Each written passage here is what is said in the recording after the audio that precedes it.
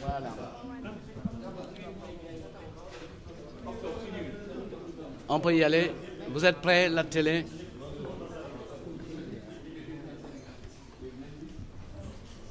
C'est bon?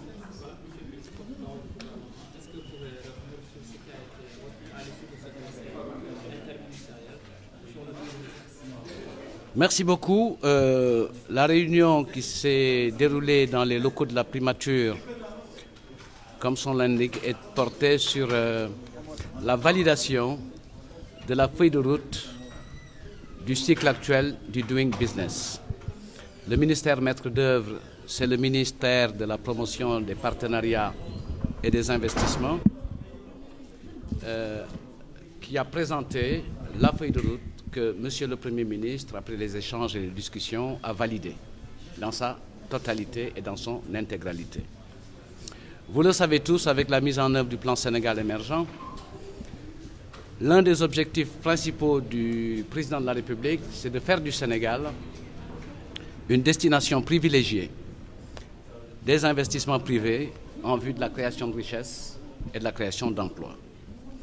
C'est dans ce cadre-là que le Sénégal a engagé, bien avant même le cycle du Doing Business, un programme de réforme très important dans le cadre du PREAC, dont la première phase s'est déroulée entre 2013 et 2015, un programme de réforme de l'environnement des affaires, donc qui est beaucoup plus large que le programme de réforme du Doing Business, puisque dans le cadre de ce PREAC, nous avons travaillé avec Madame le ministre, qui était en charge justement, qui est en charge des réformes et de la promotion de l'investissement, autour de 4 axes, disais-je, qui étaient très importants. Le premier porte sur l'automatisation des procédures, avec toute une dynamique de téléprocédures qui sont engagées avec le télédac et qui portent sur des matières qui favorisent et facilitent de faire des affaires au Sénégal. Deuxième acte de ce programme, c'est le renforcement de la compétitivité des facteurs de production.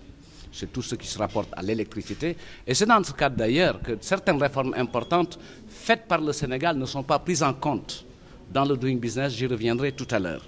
Mais il faut retenir que dans le cadre du PREAX, le troisième axe porte sur le coaching et la communication pour les administrations pour que les réformes soient prises en charge avec engagement et avec efficacité.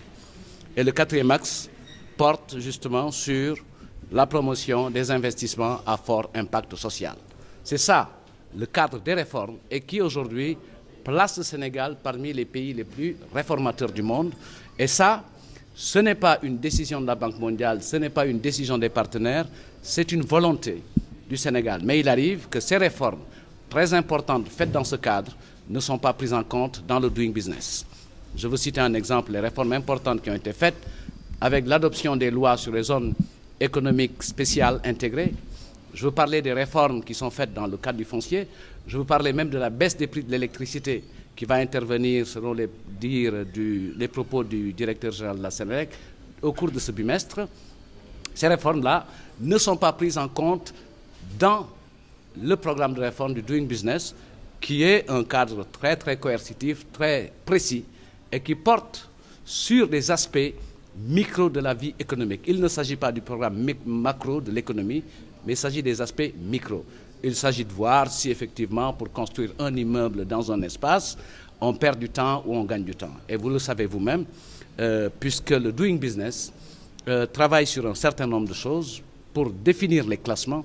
C'est le nombre de procédures qui est utilisé pour une transaction, c'est le coût de ces transactions et ce sont les délais que requièrent ces transactions pour être finalisées. Et le Sénégal, quand même, est un pays qui a eu une progression remarquable, puisqu'en 4 ans, le Sénégal a gagné plus de 30 places. Donc nous avons un classement qui est assez bon au niveau du Doing Business, mais l'objectif est d'intégrer le top 100, se trouver dans le groupe des 100 pays les plus réformateurs. Puisque vous pouvez l'observer quand vous analysez le classement, le Sénégal peut être derrière des pays dont on sait manifestement qu'il n'est pas plus facile de faire des affaires dans ces pays que dans notre pays, au regard du contexte et des conditions. Donc le Doing Business, c'est une démarche de comparaison, mais qui s'adresse au niveau micro, c'est-à-dire au niveau des entreprises. Il n'indique absolument rien de précis et de particulier sur la façon dont le pays marche du point de vue de son économie et de sa bonne santé. Autrement, comment justifier un classement Doing Business à ce niveau et être l'un des 3 pays d'Afrique les plus rapides en termes d'évolution du taux de croissance, puisque nous sommes dans ce lot des 3 pays. Donc, il faut comprendre quelle est la vraie place de cet indicateur dans la comparaison entre les différents États au niveau des performances importantes. Le Sénégal, en tout cas, a fait d'énormes réformes au niveau de la gouvernance à travers le foncier et qui ne sont pas prises en compte dans ce classement. Pour la feuille de route de cette année, qui vient d'être validée par le Premier ministre, Monsieur le Premier ministre, il s'agit du Doing Business 2018. Et la feuille de route qui a été proposée par Madame le ministre en charge de la promotion des investissements porte sur 9 mesures nouvelles. Donc ce sont des indicateurs nouveaux que le Sénégal prend en charge pour les satisfaire afin d'améliorer son classement. 3 mesures de correction, puisque vous le savez, le Doing Business, c'est des actions qui sont posées, mais c'est également un reporting. Il arrive que le Sénégal ait adopté des lois, mais au niveau du reporting, ces éléments n'ont pas été pris en compte. Donc il y a 3 mesures de correction qui vont entrer dans le plan de cette année pour améliorer nos performances. Et enfin, dans cette feuille de route, il y a 13 mesures anciennes qu'il faudra finaliser.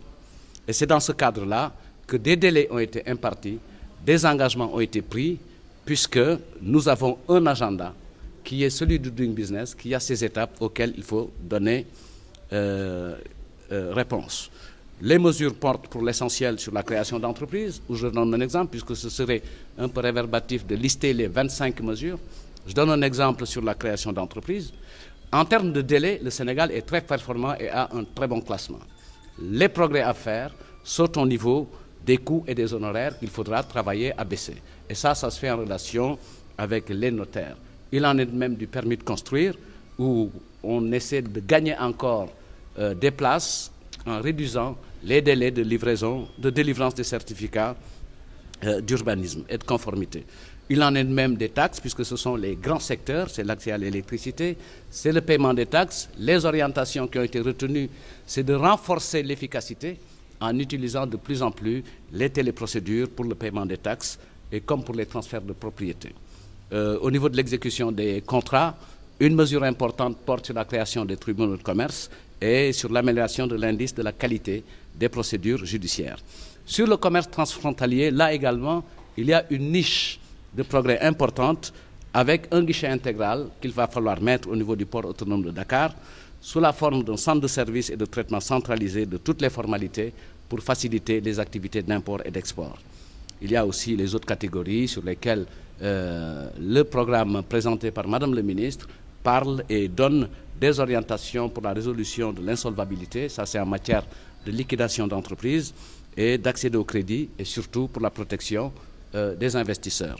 Donc il y a 9 mesures importantes parmi ces 25 qui sont les mesures qu'il faut absolument prendre en charge pour améliorer notre classement qui, je le rappelle, porte sur un objectif d'intégrer progressivement le top 100. Et nous en avons les moyens au regard de ce qui a été fait et au regard de la qualité de cette feuille de route, puisque des dates ont été arrêtées, des engagements consignés de la part de l'ensemble des administrations et d'autres personnes qui sont engagées, les notaires et les autres réseaux qui contribuent à la mise en œuvre de la classification ou du classement Doing Business. Encore une fois, ce qui est important, c'est de comprendre que ces réformes du Doing Business portent sur le niveau micro de la vie économique, mais le Sénégal est un pays totalement engagé dans les réformes, puisque l'axe numéro 1 du plan Sénégal émergent porte justement une très forte dimension, sur une forte dimension de réforme à travers la transformation structurelle de notre économie. Monsieur le ministre, si vous le permettez, le rapport du